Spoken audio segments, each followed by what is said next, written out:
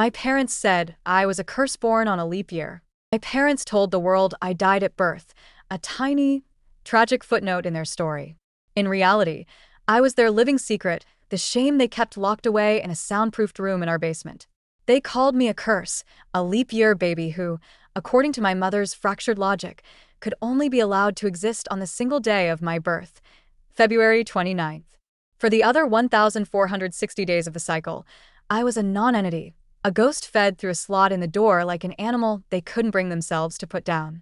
They spoke of protecting the family from the bad luck my very presence would unleash, but even in the perpetual darkness of my cell, I pieced together the real truth. I was not a curse. I was the affair child, the living, breathing evidence of my father's infidelity, the mistake that was only granted the privilege of reality every 4 years. My world was a 10 by 10 concrete box before I could even crawl. I've since imagined the scene of my condemnation, pieced together from my mother's manic ramblings on her bad days. A nurse in a sterile hospital room, looking down at my swaddled form. A leap baby, she must have chirped. How special.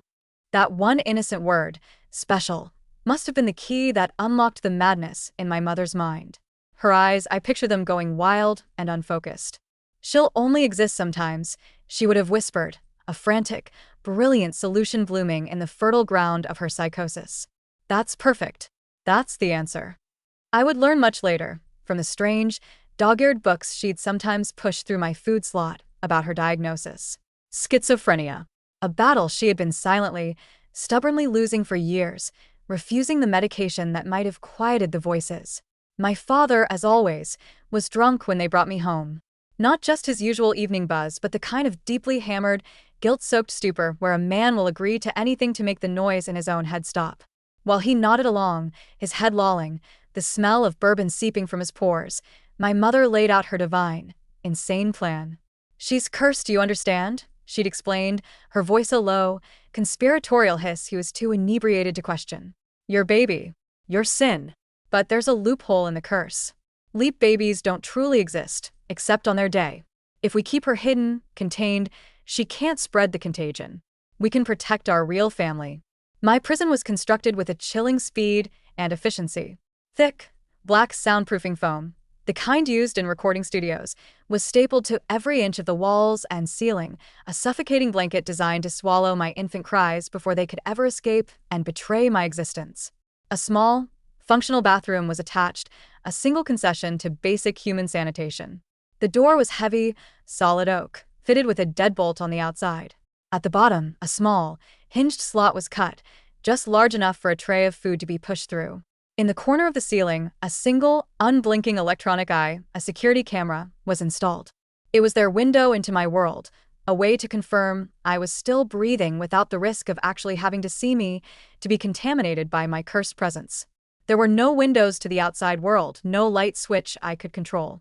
There was only a bare, caged bulb in the ceiling that would flicker on twice a day, a Pavlovian signal for the arrival of my meal, before plunging me back into an endless, disorienting darkness. In that darkness, I learned to create my own reality. I learned to count by touch, my fingernails scratching a painstaking calendar into the soft drywall. Each day was a single, vertical line.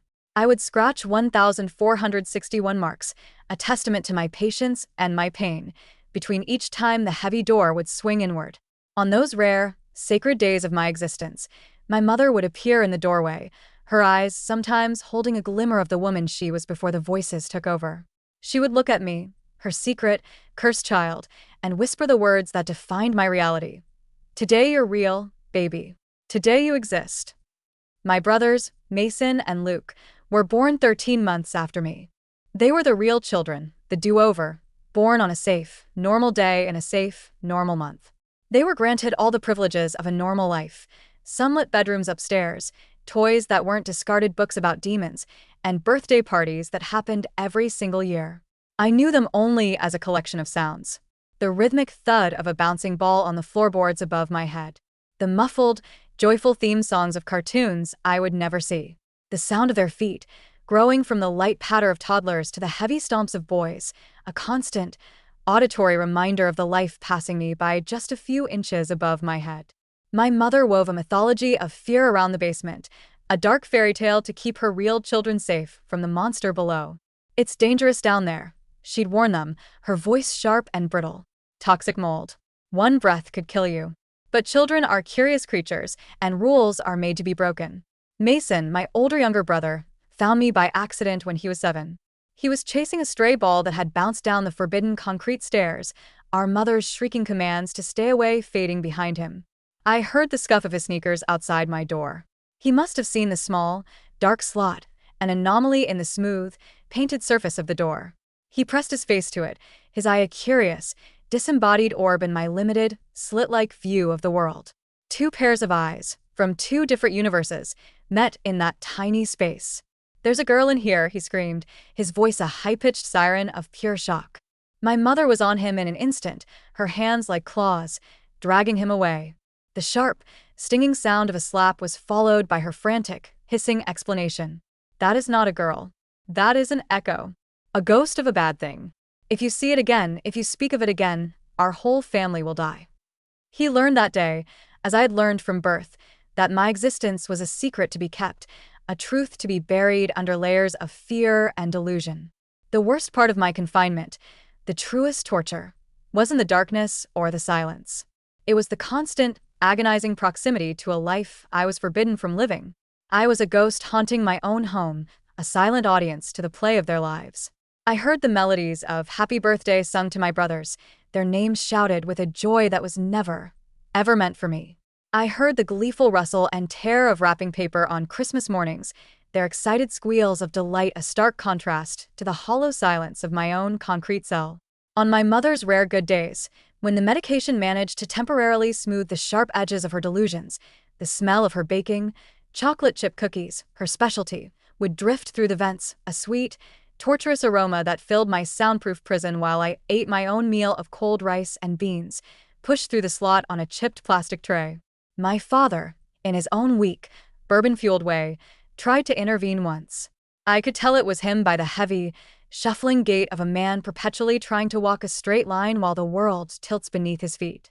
He stood outside my door for what felt like hours, his silent, indecisive presence a heavy weight on the other side. "Linda," he finally slurred, his voice thick and clumsy. This ain't right. She's still our daughter." My mother's response was a whip crack, her voice taking on the jagged, dangerous edge that always preceded one of her bad episodes. "Your daughter? You want to talk about your daughter? You want the curse your sin created to walk freely in this house. You want Mason and Luke to die because you're too weak to protect them from your own mistake." The shuffling footsteps retreated up the stairs and never came back. I taught myself to read using the strange, dog-eared books my mother would occasionally toss through the slot. They were always unsettling texts, books on demonology, ancient curses, spiritual protection spells. They were meant to be a warning, I think, part of her twisted re-education program for me. But they became my salvation, my only window into a world of words and ideas beyond my four walls. By the time I was 10, I understood the clinical definition of schizophrenia better than she did. I learned her patterns, the subtle shifts in her voice and gait that signaled the arrival of the voices, the days when she would pace relentlessly in a room directly above mine, muttering about the curse seeping through the floorboards. I knew my father drank more on those days. I knew my brothers had learned to walk on eggshells, to become invisible, to pretend the ghost in the basement didn't exist. February 29th, 2020. My 4th birthday. I was 12 years old, a fact my body knew from its slow, stunted growth, but I had only been allowed to celebrate 4 times. My mother opened the door, and I shielded my eyes from the sudden, shocking brightness of the hallway light. She had decorated the small landing at the bottom of the stairs with a few sad streamers and a single, deflating balloon. A small, lopsided cake with 4 lit candles sat on a rusty folding table. "Today you're real," she sang, her energy manic, her eyes glittering with a dangerous, unstable joy. "Today the curse sleeps." Mason and Luke, now 11 and 7, hovered at the top of the stairs, hiding behind my father's legs, their faces pale with a superstitious terror. They were staring at the basement ghost their mother occasionally acknowledged and always feared. I tried to speak, to form a word, but my vocal cords felt rusty from disuse. When you only speak one day every 4 years, the act of forming words feels alien. "Hi." I finally managed, the sound a rough, croaking whisper. Luke burst into tears. Make it go back, he whimpered, burying his face in my dad's pants. It's scary. The fragile, flickering hope I had nurtured for 1,461 days extinguished in an instant. Even on my real day, I wasn't real to them. The seizures started sometime after that. I don't know what caused them. The prolonged darkness, the chronic malnutrition, the crushing weight of the endless silence. They would come without warning, my body convulsing violently on the hard concrete floor. I'd bite through my tongue, the coppery taste of blood filling my mouth, with no one to help, no one to even witness it except the unblinking eye of the camera. My mother would watch, I knew, because sometimes after seizure, a new book on demonic possession would appear with my food. I imagined her on the other side of the screen, taking clinical notes, her own delusions confirmed. The curse is fighting back, she'd mutter to my father, who would retreat further into the amber numbness of his bourbon bottle. Desperate, I began to leave messages, scratching pleas for help onto scraps of cardboard from the food trays with my fingernails. Please help me. I am dying. I won't curse you. I would push them under the door, hoping one of my brothers would find them. Mason did, once. I heard his small voice sounding out the words, slow and uncertain. And then my mother's sharp intake of breath, her hurried footsteps, the click of a lighter. She burned them, all of them, explaining to her terrified son that demons write notes to trick innocent children into opening doors to hell. The state came once. A neighbor must have reported the screaming, hers, not mine. My mother, in one of her medicated, lucid phases, greeted the social worker with a bright, confident smile. She gave them a tour of the pristine house, the happy family portrait. She had prepared for this. The basement door was hidden, seamlessly wallpapered over, concealed behind a heavy, antique bookshelf. Just my husband, me, and the boys, she'd chirped. The social worker saw a clean house, 2 well-adjusted children, and a charming, articulate mother. She closed the file and never came back. February 28, 2024. The last day of my 16th year. Tomorrow I would be 5. Tomorrow I would be real. I could hear my mother pacing above, her heavy, agitated footsteps a familiar drumbeat of her escalating psychosis. She was off her medication again, I could tell. Her muttering was louder, the words curse and demon baby punctuating the rhythmic thud of her feet. And then a new sound. A sound I had dreamed of, prayed for 5,843 days. The metallic click of a key in the lock. The door swung open, and Mason stood there, his face pale, the stolen key clutched in his trembling hand. Freedom was a blinding hallway light, and legs too weak to carry me toward it. My first steps out of the basement were a clumsy, newborn-like stagger. My legs, atrophied from 16 years of confinement, buckled beneath me. I grabbed the doorframe to keep from collapsing, my muscles screaming in protest. The hallway, a space I had only ever imagined, stretched before me like an infinite, terrifying expanse. The carpet, soft and plush beneath my bare, calloused feet, was a shocking new sensation after a lifetime of cold, unforgiving concrete. "Can you walk?" Mason whispered, his eyes darting nervously toward the top of the stairs. The sound of our mother's frantic pacing had ceased, and the sudden, heavy silence felt more menacing than her mad ramblings. I tried to answer, but my voice was a dry, rasping croak. Instead, I took a single, shaky step, then another, my knees wobbling like a foal's. Mason reached out a hand to steady me but snatched it back at the last second, the ingrained fear of the curse he'd been taught to fear his entire life overriding his brotherly concern. The house was a disappointment. In my years of darkness, I had constructed a grand, beautiful mansion in my mind, pieced together from the sounds that filtered through the floorboards. The reality was smaller, darker, and smelled faintly of stale beer and burnt toast. A gallery of smiling family photos lined the hallway walls, my mother, my father, Mason, and Luke. 3 children, frozen in happy moments I had never been a part of. The 4th child, the ghost in the basement, had been meticulously edited out of their perfect, fabricated life. A floorboard creaked upstairs. Mason's eyes went wide with panic. "Hide," he hissed, shoving me toward the kitchen. "She's coming." I stumbled behind the refrigerator, wedging myself into the narrow, dusty gap just as my mother's bare feet appeared at the top of the stairs.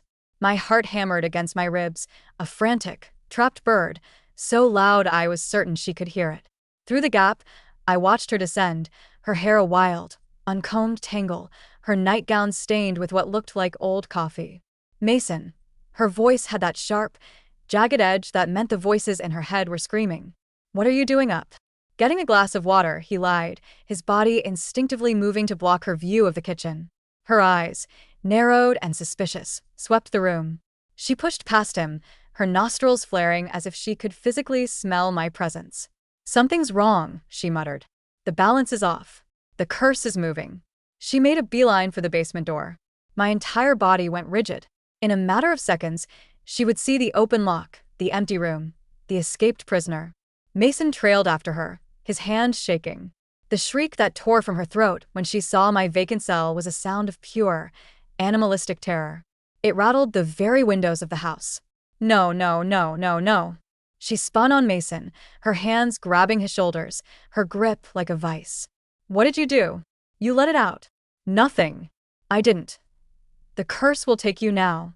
It will take all of us, she screamed, shaking him so hard his head snapped back and forth. Where is it? Where did you hide the demon? My father's heavy, drunken footsteps thundered down the stairs. Linda, what the hell is all the shouting about? It's gone, she shrieked, her eyes wild. The thing from the basement is gone. We're all going to die. My father took in the scene, the open basement door, Mason's terrified face, my mother's manic rage, and for one fleeting, hopeful moment, I thought he might finally intervene, might finally be a father. Instead, he just reached for the half-empty bottle of bourbon on the kitchen counter. My mother, now a general marshalling her troops for battle, released Mason. We need to find it, she declared, her voice now chillingly calm. Before midnight. Before the leap year officially begins. If it's free on its birthday, the curse becomes permanent. Mom, please, Mason's voice cracked. She's not a demon. She's just. The slap echoed through the kitchen, sharp and brutal. Never call it a she, my mother hissed. It is a thing. A curse. A mistake that should have died 16 years ago. I bit down hard on my fist, the pain a welcome distraction from the agony of her words. All these years, I had allowed myself to believe it was fear that kept them away, not a pure, unadulterated hatred. My mother grabbed a flashlight from a drawer. Check everywhere, she commanded. The attic, the garage, the shed. It can't have gone far. It's weak. It probably can't even make it to the property line. My aching legs and screaming muscles told me she was right. But I had a weapon she hadn't accounted for. 16 years of listening, of learning, of planning. I knew her patterns, her fears, her twisted logic better than she knew them herself. I'll check the shed, my father mumbled, taking another long swig from his bottle. Take Luke with you, my mother ordered. He needs to learn. This is what happens when we let our guard down. Linda, the boy's asleep. Get him. As my father trudged back upstairs to fetch my younger brother, my mother began her frantic search, her flashlight beam cutting through the darkened rooms. In the chaos, Mason darted back to the refrigerator. Upstairs, he whispered urgently into the gap where I was hidden. My room. Second door on the left. Hide under the bed. I shook my head, my eyes fixed on the looming staircase. It was an impossible climb. You have to, he insisted. She'll check here again next. He was right. Her search pattern was a predictable spiral. I had only minutes. I forced my protesting body out from behind the refrigerator.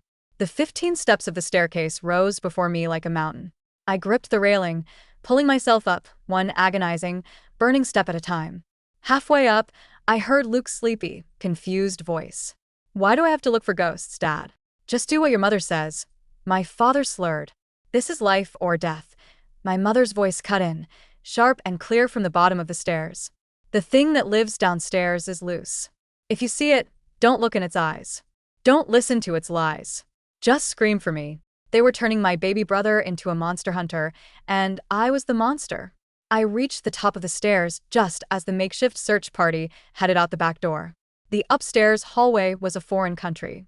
4 doors, a lifetime of unanswered questions behind each one. Second door on the left. I pushed Mason's door open and gasped. It was a normal teenager's room. Posters of bands I'd never heard of, a computer on a messy desk, shelves overflowing with books. It was more beautiful than any fantasy I had ever constructed in my dark, empty cell. But there was no time to marvel. My mother's footsteps were already returning. I scrambled under the bed, wedging myself between dusty boxes and forgotten toys, just as the door burst open. My mother's flashlight beams swept the room like a prison searchlight.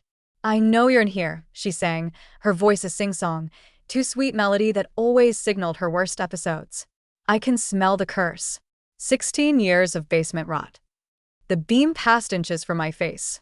I held my breath, every muscle screaming. A spider crawled across my hand, and I fought the instinct to flinch. "Mason's been a bad boy," she continued, her voice a low murmur as she checked his closet, letting demons whisper in his ear. "But I'll fix him. I'll fix everything." The light swept under the bed. I squeezed my eyes shut, bracing for the inevitable shriek of discovery. But it never came. Instead, Mason's voice called from downstairs, a deliberate distraction. "Mom, I think I found something in the garage." She rushed out, leaving me trembling in the darkness. But I knew this wasn't over. She wouldn't stop until she found me. The hours that followed were a blur of fear and exhaustion. I drifted in and out of a fitful sleep under the bed, waking to the sounds of my family's escalating chaos. Finally, as the first pale light of dawn began to filter through Mason's window, my first sunrise in 5,844 days, the house fell quiet. I crept out from my hiding place, my body a symphony of aches and pains. I had to move, find food, water, a safer place. Mason found me in the hallway, my hand on the doorknob of the bathroom. He pushed a granola bar and a bottle of water into my hands. "I'm sorry," he whispered, his eyes red and swollen. "I should have done this years ago." The granola bar was a revelation, an explosion of sweet, crunchy flavors I had never known. He told me the plan. He would create a distraction in the morning, giving me a chance to slip out the back and run to a bus stop 3 blocks away. He'd stolen money from our dad's wallet, enough for a one-way ticket to anywhere. But I shook my head. I couldn't leave him and Luke to face wrath alone. The day was a descent into madness. My mother, sleep-deprived and fully consumed by her delusions, tore the house apart. She accused my father of hiding me, smashing his bourbon bottles against the wall. She ripped Mason's room to shreds, slashing his mattress with a kitchen knife in her search for the demon he was harboring. When my father finally tried to intervene, she turned on him, her words a torrent of long-buried secrets. "You doomed us all," she shrieked. "You brought this curse into our house." She revealed the truth I had never known. I wasn't her daughter. I was the product of my father's affair, the child of a woman who had died in childbirth. He had brought me home, his secret shame, and convinced his mentally ill wife to hide me, to contain the curse of his infidelity. The revelation sent my father stumbling back to the bottle, my mother collapsing in a sobbing heap on Mason's destroyed bed. That night, I made my choice. I couldn't run. I couldn't hide. If my existence was the poison, then maybe my capture was the only antidote. I crept down from the attic where I'd been hiding, planning to wait in the kitchen until morning. But she was already there, sitting in the darkness, a strange, medicated calm having settled over her. She offered me cookies and milk. She told me she knew I wasn't a real demon, but that I was still cursed by my father's sin. And tomorrow, on my birthday, my 5th real birthday, she had a plan to fix me, to cleanse me so I could finally be a real daughter. "There are ways to break curses," she whispered, her smile unnervingly sweet. "Old ways. Blood ways." I knew then that I had to escape. After she had locked and boarded me back in the basement, promising to return at midnight with her cure, I attacked the small, boarded-up window with the heavy porcelain lid of the toilet tank. Splinters flew, my hands bled, but I hammered away until a sliver of moonlight pierced the darkness. The back door burst open above me. My mother stood silhouetted against the kitchen light, a knife in her hand.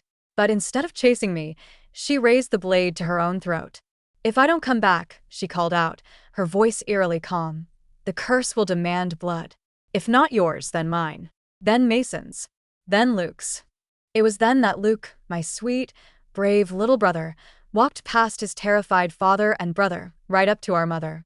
"She's not scary anymore, Mommy," he said, taking her free hand. "She's just my sister. Can't we keep her?" The knife clattered to the grass. The madness, for a moment, receded, and she collapsed, sobbing. The clock struck midnight. February 29th. I was 16 years old, and I was 5.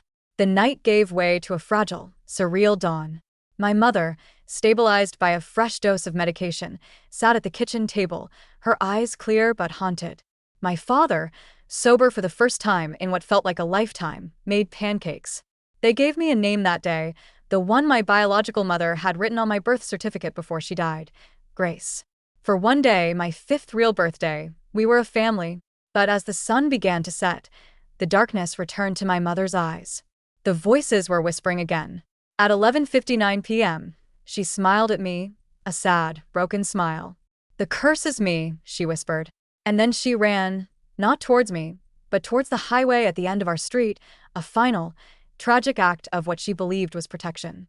March 1st arrived. I still existed. The curse was broken. But so was my family.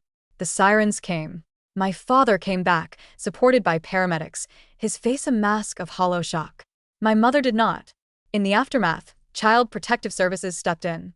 My father, stripped of his alcohol-fueled denial, threw himself into sobriety and the monumental task of proving he could be a fit parent. My brothers and I were placed in temporary care, but we were together. The weeks that followed were a blur of therapy, medical evaluations, and legal proceedings. My body was a roadmap of neglect, stunted growth, brittle bones, muscles that had to relearn how to walk properly. My mind was a tangled landscape of trauma and a strange, uneducated brilliance. I could analyze the demonic texts my mother had given me, but I couldn't do basic algebra. We slowly, painstakingly, began to heal. My father regained custody, his sobriety a fragile but fiercely protected new reality.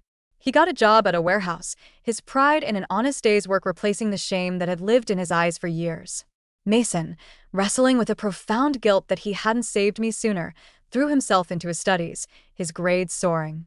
Luke, the bravest of us all, became my guide to the world, patiently teaching me how to play catch, how to navigate a grocery store, how to be a kid. We never spoke of my mother's final act, but it hung in the air between us, a shared, unspoken grief. We held a small memorial for her a year later, not for the woman who had locked me away, but for the woman she was before the sickness stole her. I started online school, devouring knowledge with a hunger born of 16 years of starvation. I passed my GED with flying colors and enrolled in community college. My father met a kind woman named Vicky at his support group, and slowly, cautiously, light began to seep back into the dark corners of our lives. The basement door remains boarded shut, a silent monument to the past. Some days, I can almost forget it's there. Other days, its presence is a heavy weight beneath my feet. But I stay upstairs. I stay in the light, where my family, my real, broken, beautiful family, is learning to live one ordinary non-leap year day at a time. My name is Grace, and every day I exist is my birthday.